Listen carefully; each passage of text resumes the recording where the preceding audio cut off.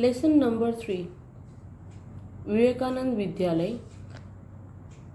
Mohan and his veena ધોરણ 9 માટે આપણે આ વિડીયો બનાવી રહ્યા છે. સબ્જેક્ટ છે ઇંગ્લિશ અને lesson number 3 Mohan and his veena, Mohan અને તેની વીણા. હાર્ડવર્ડ્સ આપણે અહીંયા જોઈ લઈએ. Musician, train, vocal music, to enter, experiment, instrument, classical, to practise, effect, approve, follow, desire, declare, support, overjoyed, modify, western, suitable, pure, gathering, nephew, performing, relative, competition, sound, flowing, stream, depth, depress, determine, incident, to double, aspect, incorporate, specially, technique, invent, tune, produce, to produce, vision, finally, untiring, effort, understanding, to create, wonderful, winner, patience, award and ceremony. આ બધા જ હાર્ડવર્ડ્સના અર્થ બાજુમાં લખેલા છે, જે તમારે નોંધી લેવાના છે અને સમજી પણ લેવાના છે. હવે આપણે હાર્ડવર્ડ્સને એક બાજુ રાખી અને પાઠ તરફ જઈશું. તમે બધા તમારી નોટબુક ખોલજો અને નોટબુકની અંદર પાઠને સમજવાનો પ્રયત્ન કરજો. સ્ટાર્ટ કરીએ છીએ. First para. Mohan was born in a family of musician. મોહનનો જન્મ થયો હતો. આ વાત ક્યારની છે? ભૂતકાળની છે. વોઝ બોર્ન ભૂતકાળમાં આ પાઠ છે. ભૂતકાળમાં જે ઘટના ઘટી ગઈ છે એની અહીંયા ચર્ચા થઈ રહી છે કે મોહન સાથે શું ઘટના ઘટી હતી. મોહન એક ફેમસ વીણાવાદક છે, આપણે સમજી લઈએ. અને એને એના જીવનમાં કેટલું સ્ટ્રગલ કરી અને પોતાના એમ સુધી પહોંચવા માટે, પોતાના જીવનમાં અચીવમેન્ટ હાંસલ કરવા માટે એને કેવા કેવા ફેમિલી સ્ટ્રગલ્સમાંથી પાસ થવું પડ્યું હતું, કઈ કઈ તકલીફોનો સામનો કરી અને આજે એક મહાન વીણાવાદક તરીકે એમણે નામના મેળવી અને એમાં એમણે કયા કયા પ્રયત્નો કર્યા, એ બધાની વાત, એની કહાની આપણા આ પાઠમાં છે. તો આપણે આજે ચાલુ કરી રહ્યા છીએ મોહન્સ અને એની veena. Mohan was born in a family of musician. મોહનનો જન્મ જ એક સંગીતકાર ફેમિલીમાં થયો હતો. Music was in his blood. જ્યારે તમે જે ફેમિલીમાંથી બિલોંગ કરો તો એ વસ્તુ તમારા બ્લડમાં એટલે કે લોહીમાં વણાઈ જાય છે. He grew up with the musician like his father. એ જે રીતે મોટો થયો, જેવી રીતે કે એના ફાધર પણ વીણાવાદક હતા. તમે ઘણી ફેમિલીમાં જુઓ કે પેઢી દર પેઢી પિતા ડૉક્ટર હોય, દીકરો ડૉક્ટર હોય, પછી એની પણ પેઢી ડૉક્ટર હોય. એવી રીતે આની આખી ફેમિલી એ મ્યુઝિશિયન હતી. અને અહીંયા કહે છે કે પહેલેથી જ એક સંગીતકાર ઘરમાં ઉછર્યો. એન્ડ અધર ફેમિલી મેમ્બર્સ પણ બધા વાજિંત્રમાં નિપુણ હતા. He was initially trend in a vocal music. Initially મુખ્ય રીતે એ લોકો જે તૈયાર થયા હતા એ કઈ વસ્તુ ઉપર થયા હતા કે વોકલ એટલે કે ગળો. એ લોકો વોકલ મ્યુઝિક એટલે કે ગાવા, સંગીતકાર તરીકે નિષ્ણાંત થયા હતા. Then he tried hand at violin. અને પછી એમણે એમના હાથમાં વાયોલિન લઈ લીધું. વેન હી વોઝ અબાઉટ 10, જ્યારે 10 વર્ષના હતા, હી સ્ટાર્ટેડ લાઇકિંગ સિતાર. જ્યારે 10 વર્ષના હતા તો મોહનને શું ગમતું હતું? Sitar. He was also trend in it and played for about 3 years. એમણે એમાં નિપુણતા પણ મેળવી, એની તાલીમ પણ, ટ્રેન એટલે તાલીમ મેળવી, અને તાલીમ મેળવી અને 3 વર્ષ સુધી એમણે એની તાલીમ પણ લીધી. શેની તાલીમ લીધી અહીંયા? તો કે સિતારની. એમણે અહીંયા he was also train for about 3 years. એમણે એની તાલીમ પણ લીધી. શેની? તો કે સિતારની એમણે તાલીમ લીધી. હવે second para. A German lady came to stay with Mohan's family. એક જર્મન, જે એક કન્ટ્રી છે, એક દેશ છે, ત્યાંથી એક લેડી આવી હતી જે એમની ફેમિલીમાં રહી. To learn music. એ શું શીખવા માંગતી હતી? મ્યુઝિક શીખવા માંગતી હતી. From his father. કોની પાસેથી? તો કે એના પિતા પાસે. એના કોના પિતા પાસે? તો કે મોહનના પિતા પણ એક વાદ્ય હતા અને એ પણ એક સારું એવું સિતાર અને વાયોલિન વગાડનારા એક સંગીતકાર હતા. તો એમની પાસેથી એ વોકલ મ્યુઝિક પહેલાં બધા ગાતા હતા, એમની પાસેથી મ્યુઝિકની તાલીમ લેવા એ માંગતા હતા. It was then the guitar entered in his life, અને એ જ રીતે એમના જીવનમાંથી સિતારમાંથી ગિટાર એમના લોકોના જીવનમાં આવી ગયું. હી બિગન હિઝ એક્સપેરિમેન્ટ, એમણે શું શરૂ કર્યા? એક્સપેરિમેન્ટ એટલે કે જુદી જુદી પ્રકારના એમણે એમની ઉપર પ્રયોગો ચાલુ કર્યા. With that beautiful instrument, beautiful એટલે સુંદર. No other instrument now in my life. જ્યારે કોઈ પણ વસ્તુ માટે તમે ડેડિકેશન્સ એટલે કે સંપૂર્ણપણે તમે એમાં ધ્યાન આપો ત્યારે તમને એવું લાગે કે મારા જીવનનું લક્ષ્ય હવે આ જ બની ગયું છે. એટલે હવે જ્યારે એને શું થાય છે કે no one other instrument now in my life, હવે કોઈ બીજું ઇન્સ્ટ્રુમેન્ટ મારા જીવન માટે નથી. I want to play the guitar only, હવે હું માત્ર ગિટાર જ વગાડીશ. એવું કોને થાય છે? સેડ મોહન ટુ હિમસેલ્ફ, મોહને પોતાની જાતને કહ્યું. હિમસેલ્ફ એટલે પોતાની જાતને કહ્યું. Guitar took all his time, એ ઓલવેઝ આખો દિવસ ગિટારમાં પોતાનો સમય વિતાવતા. Third para, guitar the whole day guitar. લોકો પછી એવું કહે આખો દિવસ guitar guitar. Our is a family where sitar, એની જે ફેમિલી બિલોંગ કરતી હતી એ શું વગાડતી હતી? તો કે સિતાર વગાડતી હતી. Vocal and classical violin practice, એ બધા એની પ્રેક્ટિસ કરતા હતા, એની ઉપર કામ કરતા, મહેનત કરતા, પ્રયત્ન કરતા. The guitar does not have the effect which is our instrument do and moreover. એવું માનતા હતા કે ગિટાર એ તો પરદેશી મતલબ વાજિંત્ર છે, આપણી સિતારમાં જે છે એ મીઠાશ છે, એટલે લોકો એને બહુ પ્રાધાન્ય અને માન આપતા નહીં.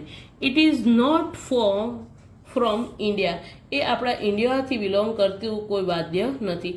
Sad one of the family member, એવું એક ફેમિલીના વ્યક્તિએ કહ્યું. ડુ યુ નો, તને ખબર છે?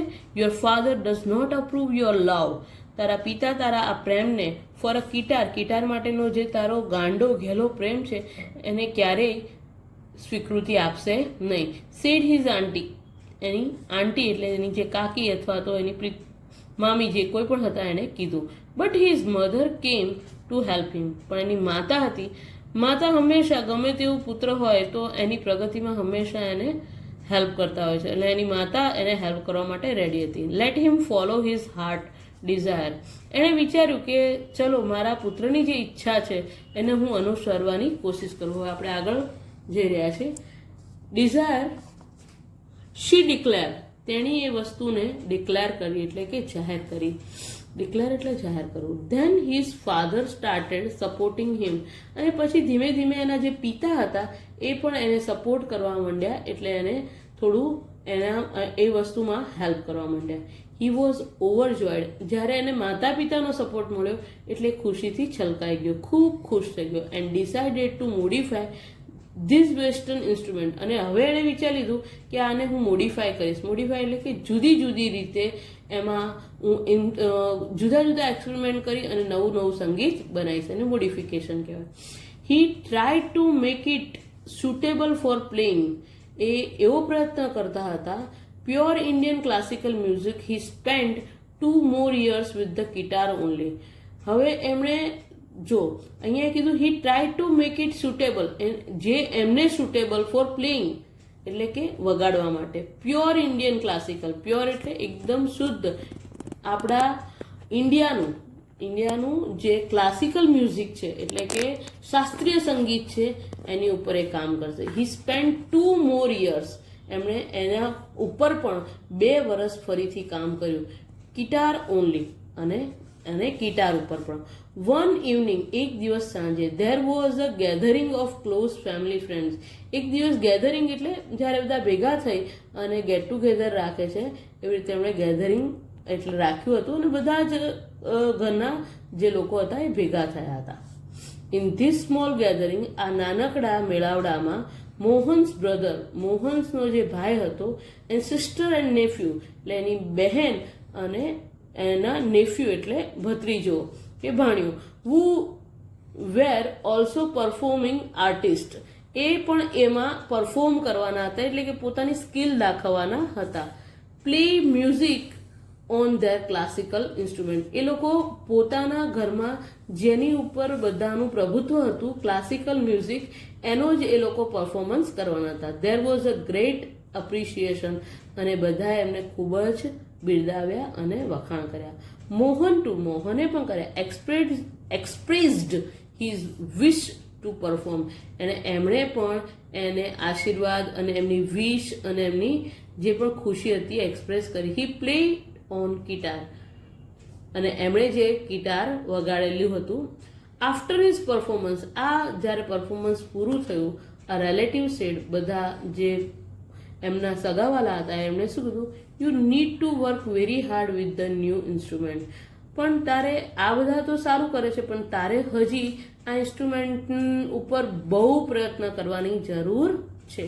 One of the relative said, એમાંથી એકે તો એવું કહ્યું, if it is were sitar you would have been a competition with your brother and sister. જો તને સિતાર વગાડતા આવડતું હોત તો તું તમારા ભાઈ બહેન સાથે તું કોમ્પિટિશન જોઈન કરી શકે. You have already spend 2 years on it. તે ઓલરેડી આમાં 2 વર્ષ બગાડી ચૂક્યો છે. But still this instrument need more. પણ છતાં હજી આ ઇન્સ્ટ્રુમેન્ટ તને એ સ્કિલ અને એ અચીવમેન્ટ સુધી પહોંચાડી શક્યું નથી. After his performance someone said, એમને મોહનના પરફોર્મન્સ પછી બીજા જે એના રિલેટિવ્સ હતા એમને એમ પણ કીધું, the sitar sounds is like a following stream. Sitar છે એક ઝરણા જેમ ખળખળ ખળખળ વહે છે એવું મીઠું અને મધુર છે. Your instrument does not have that depth. તારું ઇન્સ્ટ્રુમેન્ટ એટલી ગહેરાઈને સુધી પહોંચી શકે તેમ નથી. યટ, તેમ છતાં અનધર સેડ, બીજાએ એવું પણ કહ્યું, યોર બ્રધર પ્લેઝ વાયોલિન. તારા જે ભાઈ છે એ વાયોલિન વગાડશે. હિઝ સૂર એન્ડ તાલ આર સો બ્યુટીફુલ. એના જે સૂર છે, એના તાલ છે, એના ટ્યુન્સ છે એ બહુ સુંદર છે. What are you doing with this instrument. અને તું આ ઇન્સ્ટ્રુમેન્ટ સાથે શું કરે છે? Mohan was depress. મોહન શું થઈ ગયો? હતાશ થઈ ગયો. એન્ડ ક્રાઇડ, અને રડવા લાગ્યો હતો. ફોર ધ હોલ નાઇટ, આખી રાત રડ્યો. હી હેડ ઓલરેડી ગિવન 2 years. એણે આના માટે 2 વર્ષ સ્પેન્ડ કરી ચૂક્યો હતો of his life two this instrument, આ ઇન્સ્ટ્રુમેન્ટ સાથે. બટ ફ્રોમ ધ હાર્ટ, એના આત્માથી, આઈ મેડ ફોર ગિટાર. પણ છતાં એનો આત્મા કહેતો હતો કે મારો જે જન્મ થયો છે એ ગિટાર માટે જ છે. હું માત્ર ગિટાર માટે બન્યો છું. There is no instrument for me but guitar. મારા માટે બીજું કોઈ ઇન્સ્ટ્રુમેન્ટ નથી, હું ઓનલી ગિટાર જ વગાડીશ. હી થોટ, એણે મનમાં વિચારી લીધું. This instrument will become my face of the world. હું મારા ફેસને, આ ગિટારને જ મારો ચહેરો બનાવીશ. આઈ એમ શ્યોર, હું એ માટે શ્યોર છું. એ માટે હું 100% વિચારી લીધું છે. I am going to make it big. હું કંઈક મોટું કરીશું, વેરી બિગ, બહુ મોટું. He was determined. એણે એ વસ્તુને જાહેર કરી, એક્સપ્લેન કરી. ધીસ એક્સપિરિયન્સ, આ જે એનો અનુભવ થયો, took place when Mohan was only 16 years of age. જ્યારે આ અનુભવમાંથી પાસ થયા ત્યારે માત્ર 16 વર્ષના હતા. It was the turning point of his life. એ એમના જીવનનો એક ટર્નિંગ પોઈન્ટ હતો. Mohan double his riyaz and practice for about 10 hours today. એને જીવનનું લક્ષ્ય બનાવીને ડબલ મહેનત કરવા માંડ્યા. એમણે 10 ગણી મહેનત ચાલુ કરી દીધી. Mohan double is Riyaz practice four about 10 hours. રોજના 10 કલાક મહેનત કરી. He also studied other aspect of this guitar. અને ગિટારના બીજા જુદા જુદા જે પણ પ્રયત્નો હતા એ બધા જ એફર્ટ એ કરવા લાગ્યા. હી ડિસાઇડ ટુ ઇન્કોઓપરેટ ધ સ્પેશિયાલિટી. એ એવું ઈચ્છતા હતા, એમણે એવું નક્કી કરી નાખ્યું હતું કે હું આમાં વિદ્વતા મેળવીશ. ટેકનિકની જુદી જુદી જે તાલીમ હતી, sound, every instrument in to the guitar, આ બધું જ વસ્તુ હું ગિટારમાં આ બધી મધુરતા લાવી દઈશ. He wanted to invent. એમણે એ વસ્તુ શોધી, something which is gave the sound tune of the western guitar but could be played like a Indian veena. એમણે એવું વિચાર્યું કે આ ગિટારની અંદર હું એટલું બધું જુદું જુદું શોધીશ કે જે ઇન્ડિયન વીણાની મધુર જે સ્ટ્રીમ છે, ઝરણું છે, એમાં જેટલી મીઠાશ છે એટલી જ મીઠાશ હું આમાં પણ લઈ આવીશ. Not only the sound that my instrument produce is important. મારો જે વાદ્ય છે, જે મારું ઇન્સ્ટ્રુમેન્ટ છે, એમાંથી માત્ર સૂર રેલાય એ જરૂર નથી, but it is must also express my vision. મારા જે ઇન્સ્ટ્રુમેન્ટ છે એમાંથી મારું વિઝન, મારો જે વ્યૂ છે એ પણ આમાંથી છલકાશે, મારો ગોલ આમાંથી છલકાશે. What I want to say through the instrument, એ મારું ઇન્સ્ટ્રુમેન્ટ કહેશે કે હું શું કહેવા માંગુ છું. હી સેડ ટુ હિમસેલ્ફ, અને એણે જાત સાથે આ વસ્તુની વાત કરી. Finally with the untiring effort, આટલો સખત પ્રયત્ન પછી, understanding the ragas, he created wonderful Mohan Veena.